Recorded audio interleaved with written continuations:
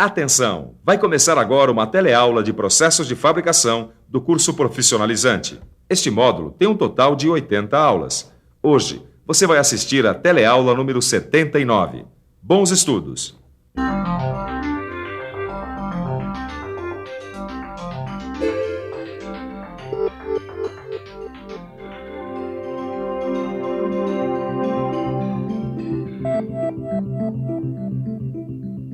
Bom senso.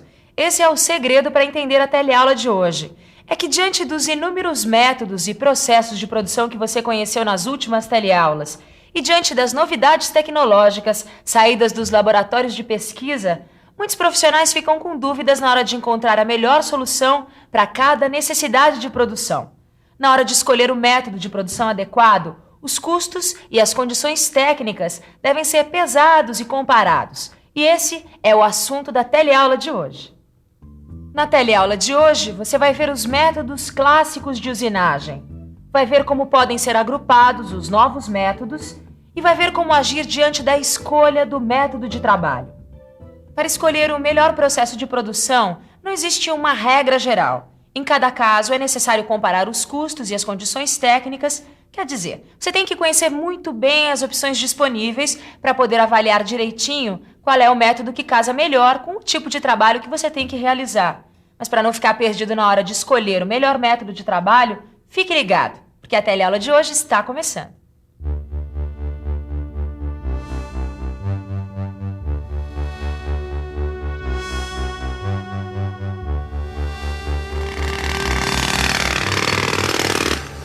Ô, companheiro, por favor, por que você não usa essa picareta aqui para abrir esse buraco no asfalto?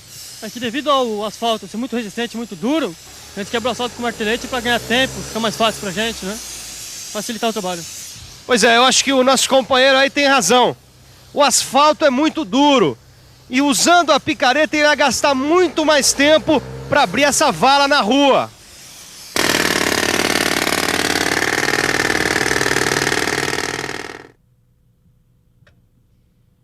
É claro que nesse caso aqui, se ele usasse uma britadeira, ele ia destruir a calçada.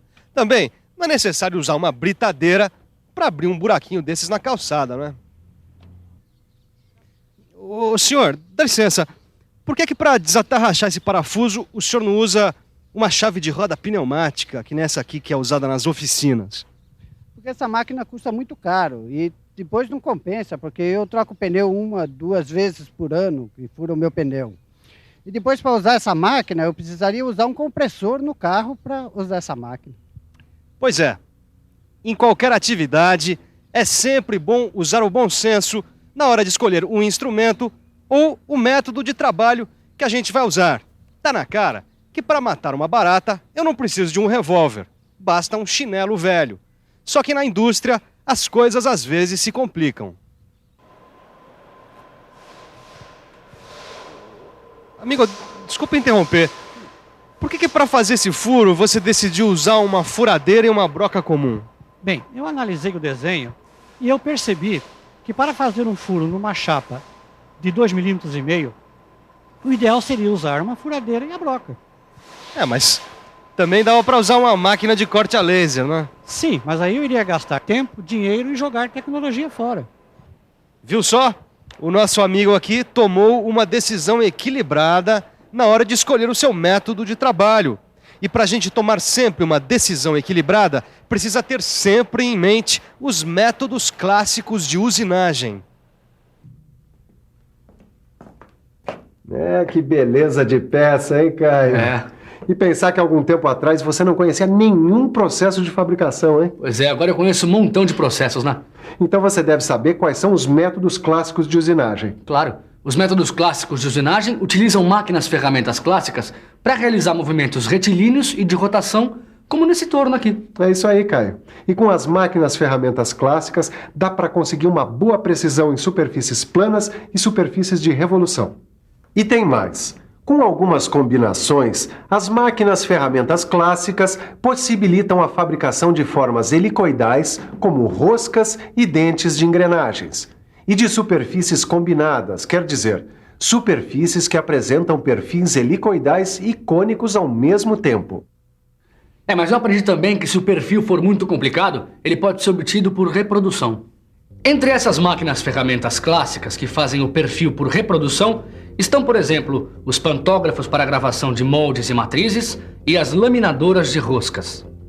E entre as máquinas de reprodução, Caio, algumas funcionam por abrasão, como é o caso das retificadoras de cames cilíndricos, que fabricam calibradores, virabrequins e eixos comandos de válvulas. Lembrei disso também. Essas máquinas funcionam com a ajuda de um gabarito, ou por comparação ótica de um traçado com o perfil da peça. Caio, eu tô vendo que você tá dominando mesmo o assunto. Mas para usinar peças de grandes dimensões, você sabe como se faz? Claro. Quer dizer, vamos pensar um pouco? Vamos pensar um pouco. Deixa eu ver. Para usinar peças de grandes dimensões, tornou-se necessário acrescentar potência e massa às máquinas ferramentas clássicas. Isto tornou indispensável o uso de servomecanismos comandados por embreagens magnéticas, distribuidores hidráulicos ou amplificadores eletrônicos. Ô, engenheiro Luiz, a usinagem de peças de grandes dimensões, ela altera muito o custo da operação? Bom, a usinagem de grandes peças requer máquinas robustas e ferramentas especiais, que são muito mais caras do que as convencionais. A gente tem que saber que o fator econômico interfere na avaliação do interesse industrial para cada tipo de trabalho. E com essa evolução tecnológica tão rápida, dá pra gente dizer que os métodos tradicionais de trabalho correm o risco de desaparecer, não é? Olha, de forma alguma, dá para se prever que as máquinas de reprodução clássicas, associadas a equipamentos de comandos numéricos, são reservadas para a produção de trabalhos em larga escala. Agora, você atribuir tarefas menos repetitivas a essas máquinas só se justifica quando a quantidade de material a ser removido for muito grande e a quantidade de peças a serem produzidas compense o gasto que você tem com o ferramental. Então, vamos ver um jeito fácil para a gente ter uma noção de conjunto na hora de tomar uma decisão sobre o método de trabalho. Ou seja, vamos agrupar os novos métodos. Para formar uma visão de conjunto, você pode agrupar os diversos métodos em função dos atributos comuns que eles apresentam. De acordo com a natureza energética, você pode agrupar os diversos métodos avançados de usinagem que já viu até agora em 4 categorias: mecânica, química, eletroquímica e eletrotérmica. No quadro, você pode ver também o modo de remoção do material de cada um dos métodos avançados. Já neste outro quadro, você pode ver os campos de aplicação dos processos avançados de usinagem. Ele serve de referência para a seleção do método de trabalho. Com ele, você fica sabendo que a eletroerosão é utilizada só em materiais condutores e não serve para madeiras e resinas, que são maus condutores. Ô, Ananias, esse quadro é uma mão na roda pro pessoal da metal mecânica, hein? Ele facilita muito a vida da gente. Só que não se trata de um quadro normalizado, não. É apenas uma referência para a escolha. Consultando o quadro, dá para ver, por exemplo, assim como a eletroerosão, a usinagem eletroquímica também só se aplica a corpos condutores. Dá para ver também que o corte por plasma também só se aplica a metais condutores como o aço inoxidável ou o alumínio. Ainda observando o quadro, a gente vai ver que, numa segunda categoria dos métodos aplicados em materiais maus condutores, vamos encontrar o ultrassom e o ultrassom rotativo. Veja que estes métodos são utilizados para a usinagem do vidro, da cerâmica e do diamante, que são frágeis, duros e quebradiços. Através do quadro, a gente vai ver também que o feixe de elétrons, o jato de água ou o laser são métodos usados quando o objetivo é a microusinagem. Quanto à usinagem química, ela é especialmente indicada para a produção de peças delicadas, como componentes eletrônicos, por exemplo. Mesmo conhecendo bem todos esses métodos, você tem que fazer uma análise mais detalhada antes de escolher o procedimento. Cada método tem uma particularidade a ser considerada e, por isso, você precisa ficar por dentro.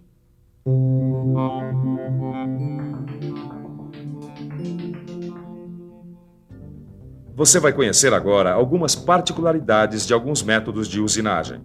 O feixe de elétrons pode causar alterações na estrutura cristalina, o que o torna contraindicado para a usinagem de aços com alto teor de carbono. Alguns materiais não podem ser atacados por abrasão, por eletroerosão. Uma fresa não pode usinar uma forma reentrante, mas um eletrodo pode usinar esta forma facilmente. Você acabou de ter uma visão de conjunto de diferentes técnicas. Esse tipo de análise é fundamental para julgar com conhecimento de causa qual é o método que melhor se aplica à sua necessidade. Para que essa escolha seja feita, dê uma olhada no quadro comparativo dos métodos de usinagem. Este quadro, que você vai encontrar no seu livro de estudos, apresenta uma visão comparativa geral dos processos convencionais e dos processos avançados de usinagem. É importante lembrar que as variáveis analisadas aqui não esgotam todas as possibilidades que você deve avaliar antes de determinar um método particular de trabalho. Ô Ananias, eu achei que já soubesse bastante coisa sobre métodos de usinagem e acabei aprendendo mais um pouco. E vai aprender mais ainda. Sabe como? Fazendo a escolha do método de trabalho. Um cliente meu pediu a minha ajuda porque ele não sabe qual o tipo de indústria que pode fabricar essa peça para ele. Você quer matar a charada? Claro. Bom, eu já tenho as medidas da peça. Sei que o material em que ela vai ser fabricada é o acrílico e a quantidade é 10 peças. E sei também que a rugosidade é da classe N10. Agora eu consulto o quadro comparativo dos métodos de usinagem e eu acho que o método indicado para fazer esse trabalho é a usinagem eletroquímica. Não. Tá vendo como a escolha do método tem que ser feita com cuidado? Olha aqui. Numa coisa você tem razão, Caio. Como as formas da peça são complexas, os métodos de eletroerosão e usinagem eletroquímica seriam recomendáveis. Só que a peça tem que ser feita com um material mau condutor, o acrílico, e isso inviabiliza o uso desses dois métodos. Ah, você tem razão, Ananias. Agora eu estou percebendo outra coisa. Mesmo que fosse possível usinar esse material por eletroerosão, o custo de confecção do eletrodo ficaria muito alto e para fabricar só 10 peças, não valeria a pena gastar esse dinheiro. Depois de pesar as variáveis apresentadas no quadro comparativo, a gente vai ver que a usinagem a laser é a melhor alternativa, porque não requer a fabricação de uma ferramenta específica para a operação. O laser usina formas complexas com rapidez, diminui os riscos de quebra de um material frágil e apresenta bom acabamento de superfície. Já deu para perceber que cada caso é um caso, né? E a gente tem que pensar muito em cada um deles. Bom, enquanto eu e o Caio ficamos aqui de olho no nosso quadro comparativo de métodos de usinagem, você fica de olho na revisão. E atenção, se liga aí que é hora da revisão. Na teleaula de hoje, você viu que os métodos clássicos de usinagem realizam movimentos retilíneos e de rotação. E viu que perfis mais complexos são obtidos por reprodução.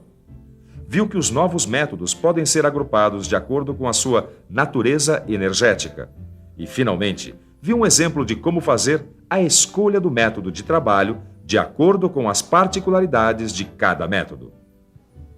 Bom, depois dessa teleaula sobre comparação de métodos de usinagem, o melhor que você tem a fazer é dar uma boa revisada no seu livro e resolver os exercícios. Aí você compara se você sabia mais antes ou depois dessa teleaula. Até a próxima!